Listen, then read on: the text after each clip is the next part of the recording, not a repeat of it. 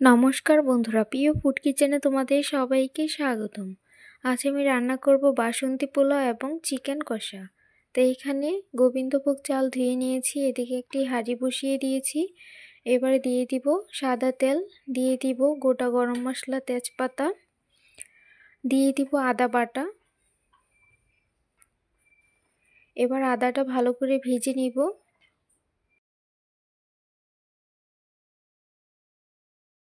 এবার দিয়ে দিব কিশমিশ,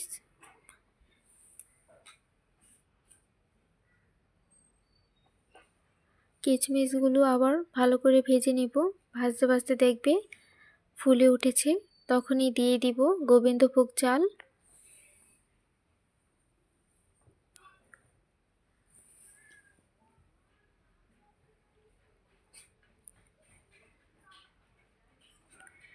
এবার চালগুলো ভালো করে ভেজে নিব।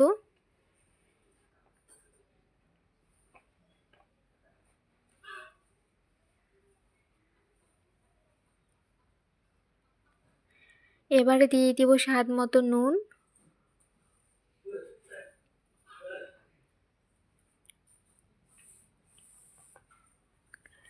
আর দিয়ে দিব হলুদের গুঁড়ো,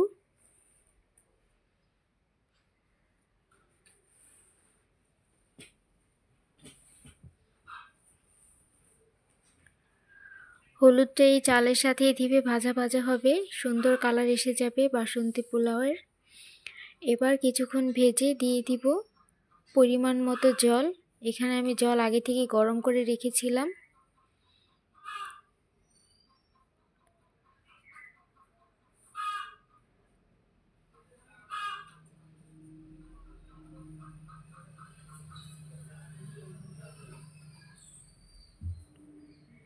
এখানে চাল আমি 2 গ্লাস নিয়েছি, তাই জল দিয়ে দিব 4 গ্লাস।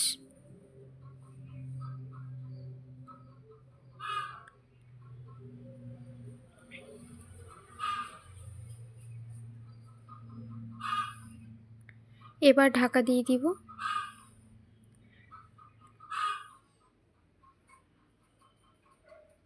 দেখো বন্ধুরা, চালগুলো প্রায় ফুটে গেছে। এবারে দিয়ে দিব 4টে কাঁচা লঙ্কা,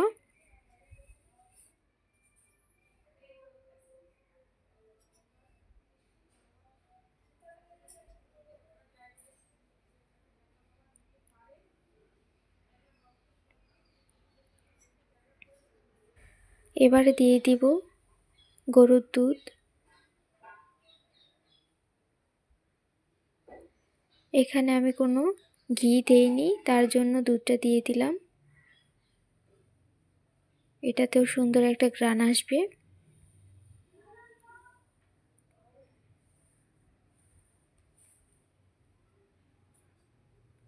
এবারে দিয়ে দিব স্বাদ মতো চিনি, একটু মিষ্টি মিষ্টি হলে ভালো লাগবে।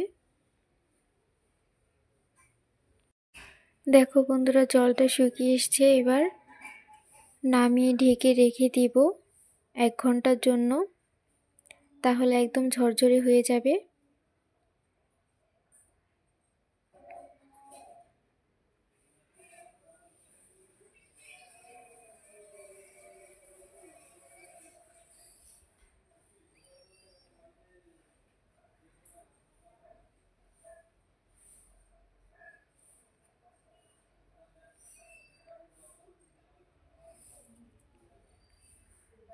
দেখো বন্ধুরা, 1 ঘন্টা পরে দেখাচ্ছি কতটা ঝরঝরে হয়েছে।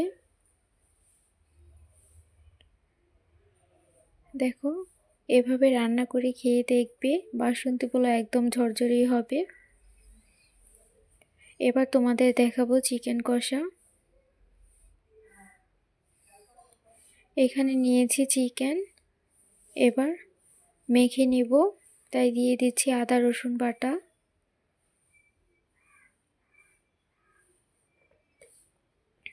দিয়ে দিব কাঁচা লঙ্কা বাটা, দিয়ে দিব জিরে ধনে বাটা,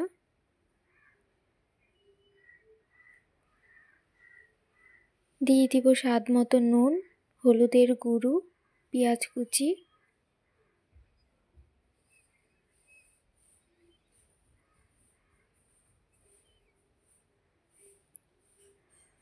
এবার তেল দিয়ে ভালো করে মেখে নিব। মাংসগুলো মেখে রেখে দিব আধ ঘন্টার জন্য।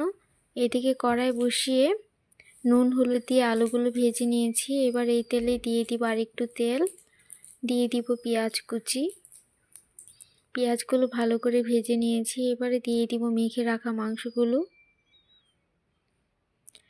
মাংসগুলো দিয়ে ভালো করে কষিয়ে নিব। ভিডিওটা বেশি বড় হয়ে যাবে, তাই আমি তাড়াতাড়ি করে দেখাচ্ছি। ভালো করে কষিয়ে নিয়েছি। এবারে দিয়ে দিব ভেজে রাখা আলুগুলো।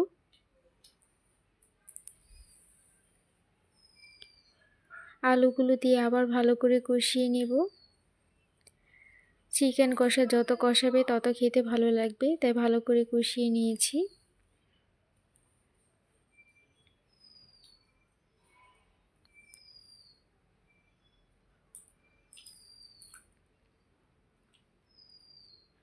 এবারে দিয়ে দিব পরিমাণ মতো জল দিয়ে ঢাকা দিয়ে দিব।